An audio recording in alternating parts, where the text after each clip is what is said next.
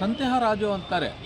ಪಾವಗಡ ಇರ್ಬೋದು, ವೈನೋಸ್ಕೋಟೆ ಇರ್ಬೋದು, ಎಲ್ಲೇ ಆಗಲಿ, ಯಾವ ಆಧಾರದ ಮೇಲೆ ಇವರು ಸಂತೆ ಹರಾಜು ಮಾಡ್ತಾರೆ? ಇವರು ಸಂತೆ ಹರಾಜು ಮಾಡಬೇಕಂದ್ರೆ ಅಲ್ಲಿ ಅರ್ಹ ಫಲಾನುಭವಿಗಳಿಗೆ, ಬೀದಿ ಬದಿ ವ್ಯಾಪಾರಸ್ಥರಿಗೆ ಅವರಿಗೆ ಶೌಚಾಲಯ ಕೊಡಬೇಕು, ರಸ್ತೆ ನಿರ್ಮಾಣ ಮಾಡಬೇಕು, ಮತ್ತು ಹರಾಜು ಕಟ್ಟೆಗಳಿರಬೇಕು, ಕುಡಿಯುವ ನೀರಿರಬೇಕು. ಈ ಹರಾಜು ಕೂಗೋದಕ್ಕೆ ಮಾತ್ರ ಇಷ್ಟೊಂದು ಕಾನೂನುಗಳು ತರ್ತೀರಾ? ನೀವು 10 ರೂಪಾಯಿಗೆ 20 ರೂಪಾಯಿ ವಸೂಲು ಮಾಡ್ತೀರಾ. ಆದರೆ ಅವರಿಗೆ ಬೇಕಾದಂಥ ಸವಲತ್ತುಗಳನ್ನು ಯಾಕೆ ಕೊಡಬಾರ್ದು ಅಂತ ಪ್ರಶ್ನೆ ಮಾಡ್ತೀವಿ.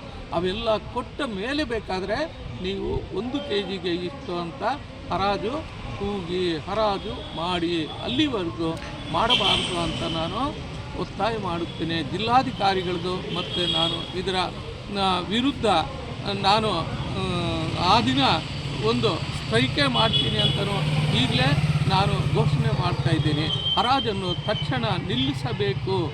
ಇವೆಲ್ಲ ಅನುಕೂಲಗಳು ಮಾಡಿದ ಮೇಲೆ ಹರಾಜು ಮಾಡಿ ಅಂತ ನನ್ನ ಒಂದು ಅನಿಸಿಕೆಯನ್ನು ಹೇಳ್ತಾ ಇದ್ದೀನಿ. ಹೆಸರು ಸರ್?